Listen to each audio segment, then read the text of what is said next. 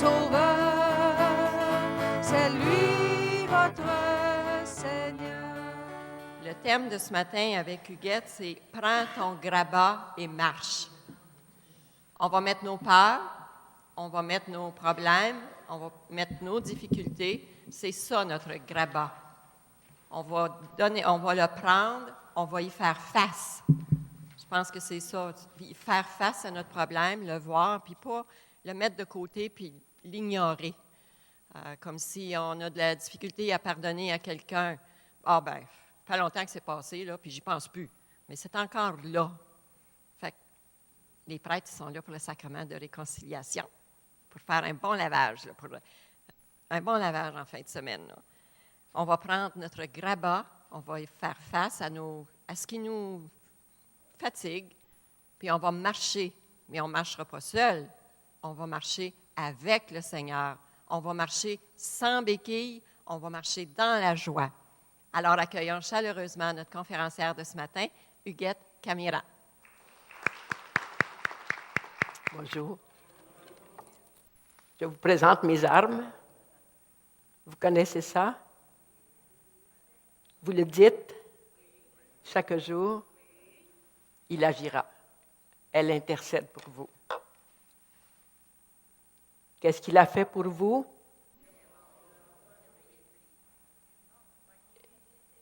Elle nous a sauvés. Votre livre de recettes vous donne toujours de bons résultats. Tout est réussi avec cela.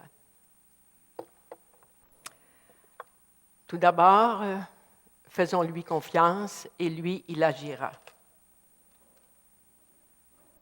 Prends ton grabat et marche. C'est un thème que j'aime et qui me fait vraiment marcher. On va regarder ça ensemble.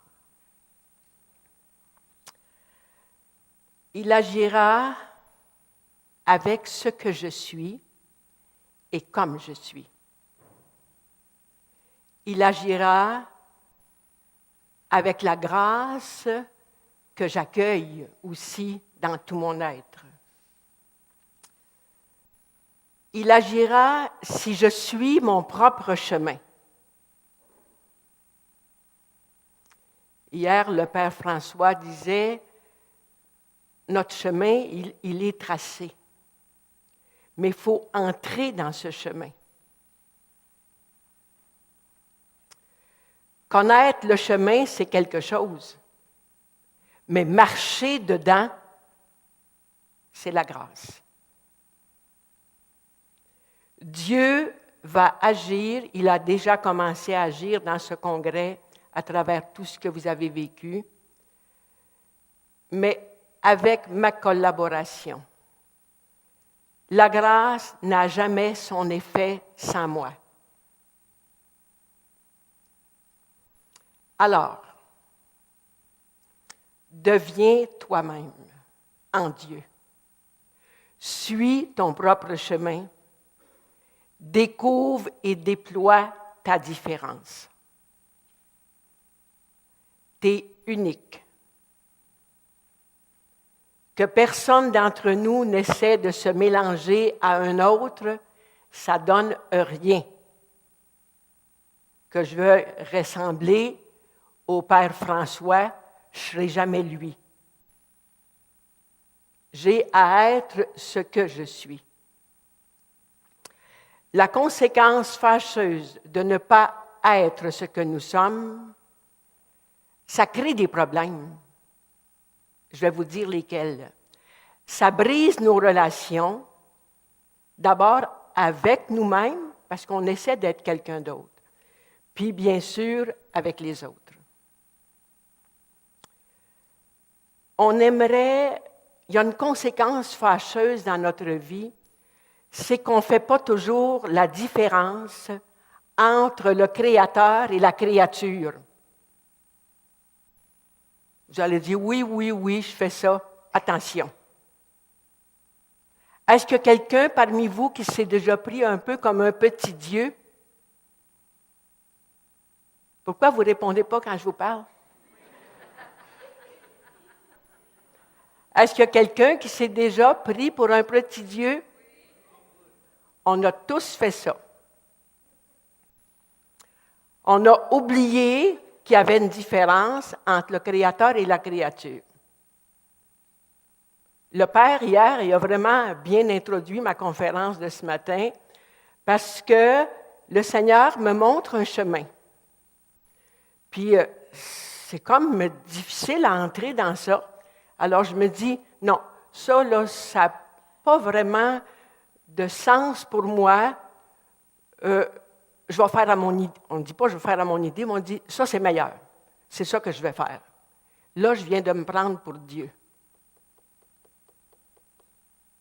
Avez-vous compris?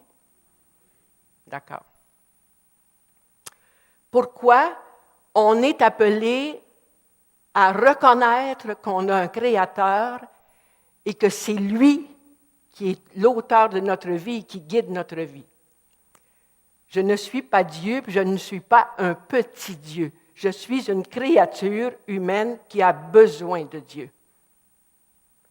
Je ne pourrai jamais prendre mon grabat si je n'ai pas compris ça, puis marcher. Je dois accepter, et nous devons tous accepter nos différences réciproques. Tout être humain est une belle créature de Dieu. Même les handicapés, même les personnes avec des problèmes mentaux, tout être humain sont des belles créatures de Dieu parce que Dieu a fait quelque chose de bon avec ce qu'il a créé. Dieu aime l'être unique que je suis, pas l'être à qui je voudrais ressembler. Attention, frères et sœurs, j'ai commencé hier avec ça, là. On devrait même se mettre un interdit de convoiter. La jalousie meurt après qu'on est mort, puis il y a seulement qu'au ciel qu'il n'y en a pas du tout. Fait que ça nous poursuit un peu. On est pauvre, on est faible, on est fragile, c'est très bien. On a besoin de Dieu. Si on était fort, puis si on était capable de tout, on n'aurait pas besoin de lui. N'est-ce pas? On est aujourd'hui dans une décision de choisir d'être nous-mêmes, choisir le bien avec ce que je suis et ne jamais convoiter l'autre dans ce qu'il est. Où vais-je me situer? La force me vient d'en haut. L'Esprit Saint est au rendez-vous pour me conduire dans le chemin qui est déjà tracé par Dieu. Et ça, c'est toute la parole de Dieu qui nous le dit. Toujours et toujours, de 1001 façons. On doit découvrir aujourd'hui qu'on est d'abord créé par amour. On est aimé, même dès la conception, et on est unique. Il y a bien des Huguettes dans le monde, mais il y en a juste une qui est moi. C'est ça que j'ai à déployer pour grandir et m'épanouir dans la foi. J'ai à prendre mon grabat, là, mais il faut savoir quoi faire avant de le prendre. Découvrir qu'on est créé unique, adhérer à cette réalité, c'est une grande joie pour un chrétien. Essayez de vivre cette joie intérieure là, dans votre cœur, là, dans la parole que je vous donne au psaume 138, qui est un psaume merveilleux pour s'accueillir. C'est toi, mon Dieu, qui m'as formé dès le sein de ma mère, qui a formé mes reins, qui m'a tissé. On n'est pas fait par n'importe qui. Créé unique, attention, aimé unique. On n'est pas aimé parce qu'on a marié le plus beau gars du village. On est aimé parce qu'on est unique. Il faut demeurer là, aujourd'hui, là, entrez, s'il vous plaît, par grâce, dans un bonheur intérieur, paisiblement et joyeusement, que vous êtes une merveille dans la main de Dieu. Il ne s'est pas trompé. L'Esprit Saint nous guide dans cette prise de conscience. Moi, un jour, dans les responsabilités que j'ai eues, j'ai commencé par me dire, je ne suis pas capable. Mais comme j'avais un très grand amour de l'Esprit Saint, j'ai fait taire cette petite voix intérieure qui voulait me détourner de ma mission.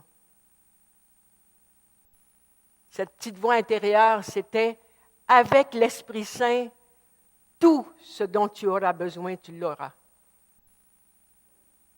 Je n'ai pas besoin de tes forces pour agir, j'ai juste besoin de ton oui, ta décision, ta détermination. Là, vous allez écouter les paroles de Dieu que je vais vous donner, là, comme si c'était la première fois. Puis si ça ne passe pas, là, ce n'est pas de ma faute. Je m'en lave les mains. C'est à vous autres. Fermez vos yeux. Que votre cœur écoute et qu'il garde. Isaïe 43, 40. Tu comptes beaucoup à mes yeux, tu as du prix et je t'aime. Ce n'est pas au pluriel, là. Isaïe 49, 16.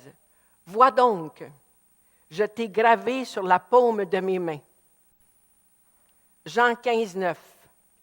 Comme le Père m'a aimé, moi aussi je t'ai aimé. Jean 16, 27. Le Père lui-même vous aime. Jean 10, 28. Mes brebis ne périront jamais. Nul ne les arrachera de ma main. Ézéchiel 34, 14. Dans un bon pâturage, je les ferai paître.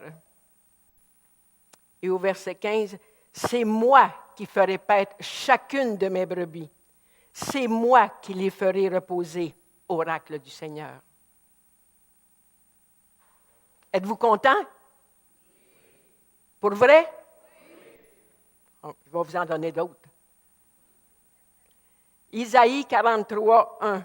Je t'ai appelé par ton nom. Tu es à moi. Isaïe 49, 1. L'Éternel t'a appelé dès le sein maternel, dès les entrailles de ta mère, il a prononcé ton nom. C'est pas beau, ça? Comment ça se fait qu'on ne s'aime pas?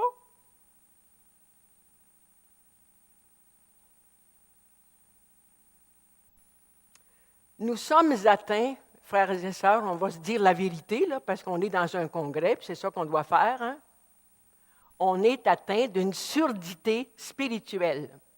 On veut entendre ce qu'on veut entendre. Pas vrai? Puis ça nous empêche de se laisser appeler par notre nom. Demandons pardon à Jésus.